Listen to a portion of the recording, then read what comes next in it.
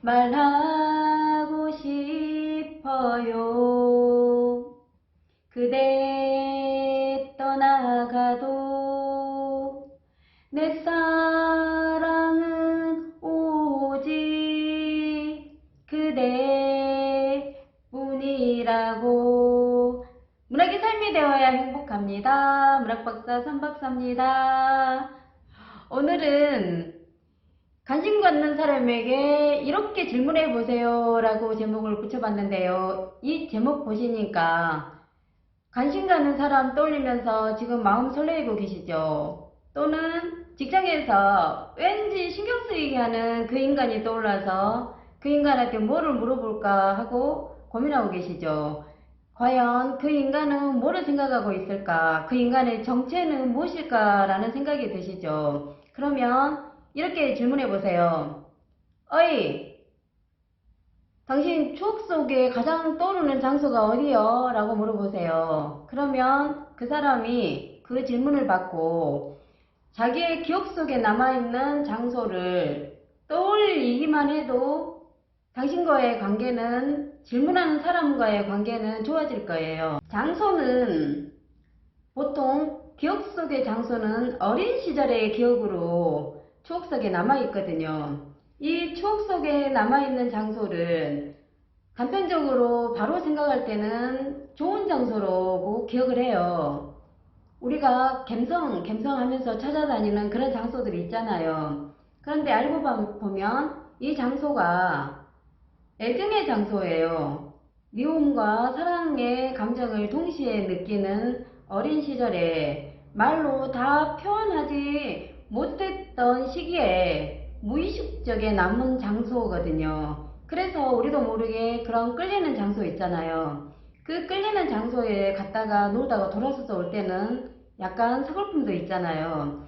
그래서 우리가 기억 속의 장소라고 생각하는 장소는 어렸을 때 유치원 마당에서, 유치원 나무 그늘에서 엄마를 기다리던 그런 장소, 부모님께 혼나고 숨어 있었던 텐마루, 고모집으로 어린 시절에 가서 살아야 했던 고모집의 뒤안에 있는, 뒤뜰에 있는 굴뚝에서 울던 그런 장소. 그래서 이런 장소들을 기억하게 해주는 그런 실마리를 질문자가 제공하기 때문에 이 질문만으로도 질문 받는 사람과 상대방과의 관계는 좋아질 수가 있어요. 기억 속의 장소는 대부분 아픔이에요.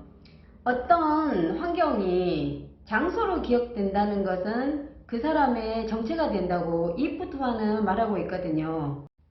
그래서 이 장소는 대부분 말하여지지 못했던 자기의 사연과 함께 표현하지 못했던 장소가 무의식 쪽에 좋아하는 장소라고 그렇게 기억되고 있는데, 사실 이야기를 듣고 보면 그 장소가 꼭 좋기만은 했던 장소는 아니거든요. 저한테도 추억 속에 어린 시절에 기억되어 있는 장소가 있는데, 저는 아버지가 일찍 돌아가셔서 고모집으로 가서 잠시 살아야 했던 시기가 있었어요. 그 당시 학교를 다니고 있지 않았던 저고, 언니 오빠들 학교를 다니고 있고 동생들은 너무 어려서 자연스럽게 제가 뽑힌 거예요. 그렇지만 저도 엄마를 하루아침에 떠날 나이는 아니었거든요. 고모집의 고모집의 뒷뜰이 우리 옆집의 뒷뜰과 해질녘 풍경이 똑같아요. 그래서 항상 잘 놀다가 해질녘이면 고모집 뒤안에 가서 울었어요. 그 울음은 슬퍼서 우는 울음이라기보다 고모집 뒤안에 굴뚝 옆에 붙어 서 있으면 우리 집을 금방 갈 수 있겠다라는 그런 안도감의 눈물이었는데, 우리 고종 사촌들이 저하고 나이가 비슷했거든요. 걔들이 자꾸 저를 데리러 오는 거예요. 고숙이 야단친다고 빨리 울지 않게 선미 데리고 나오라고. 그래서 그 고모집 뒤뜰에 연기통 옆에서 해가 질 무렵이면 항상 울고 있었는데, 왜 여기서 울고 있느냐고 질문한 사람이 아무도 없는 거예요. 그 당시에 저는 아기 때부터 말을 잘해서 그런 누군가가 질문을 했었더라면 그 뒤안에서 울고 있는 이유를 말할 수 있었을 거예요. 이제 다 큰 20살이 넘은 고종사촌이 군대에 있다가 휴가를 나와서 저를 찾아온 거예요.